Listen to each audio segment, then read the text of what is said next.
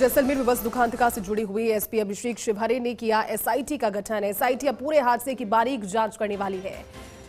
जी जयती जी, जिस तरीके से जैसलमेर में बस अग्निकांड लगातार जिस तरीके से जांच उसकी तेजी आई है और उसमें लेकर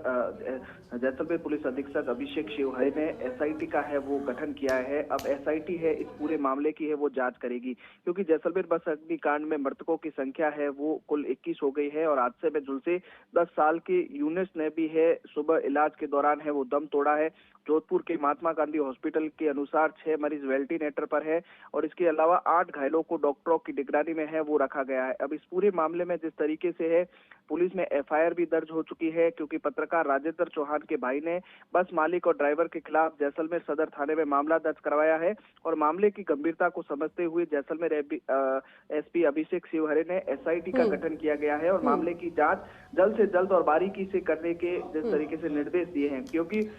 इस पूरे मामले को लेकर मुख्यमंत्री भजनलाल शर्मा बेहद गंभीर थे। उन्होंने पूर्व में भी जिस तरीके से टीमों का गठन कर जल्द से जल्द जांच करने के आदेश है वो दिए थे और इसकी गंभीरता को देखते हुए ही है अभिषेक शिवहरे एसपी ने एसआईटी का गठन किया है और पूरी टीम का गठन कर पूरे मामले की है वो बारीकी से है वो जांच की जाएगी तक हर तह पर पहुंचने का है विशेष प्रयास किया जाएगा कि आखिर घटना किसकी थी, लापरवाह कौन था। क्योंकि कल भी जिस तरीके से है बस बनाने वाली फैक्ट्री या अन्य जगह पर है वो रेड है वो की गई, तमाम पहलुओं पर जिस तरीके से है बसों की जांच है वो की जा रही है, साथ ही हर बस को रुकवाया जा रहा है और कल जिस तरीके से है हर बस में जो एग्जिट गेट है वो खोलते हुए भी है वो बस चालक है वो दिखाई दिए। तो कहीं ना कहीं घोर लापरवाही तो है वो बस चालक और बस वाले मालिक है वो कर ही रहे हैं और उसी के मद्देनजर जिस तरीके से है इस मामले की गंभीरता को देखते हुए लगातार जिस तरीके से जांच में है वो तेजी है वो लाई गई है, क्योंकि जांच में अब तक सामने आया है कि बस मालिक ने नियमों की अनदेखी करते हुए नॉन एसी को एसी बस में है वो मॉडिफाई है वो करवा दिया था और इनकी भनक परिवहन विभाग को भी है वो नहीं लगी थी। तो ऐसे में भ्रष्टाचार निरोधक ब्यूरो एसीबी भी है वो इस पूरे मामले की भी जांच करेगी और ऐसे में जैसलमेर जोधपुर से जा रही जो प्राइवेट एसी स्लीपर बस में 14 अक्टूबर की दोपहर 3:30 बजे जो आग लगी थी उसमें करीब 21 लोग है वो जिंदा जल गए थे और लगातार इस मामले को लेकर है वो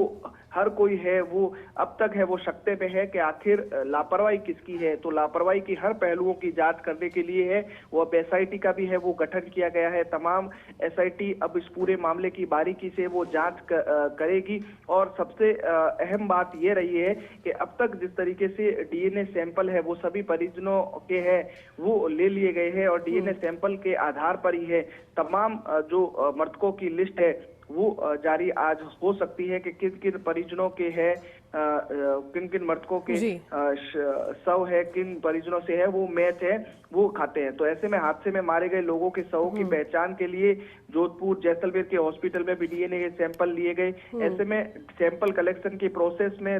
देरी को लेकर लोगों ने नाराजगी तो जताई है, क्योंकि 3 दिन घटना को लेकर लगातार हो चुके हैं और अभी तक परिजनों को ये पता नहीं चल रहा कि आखिर किस तरीके से है कौन से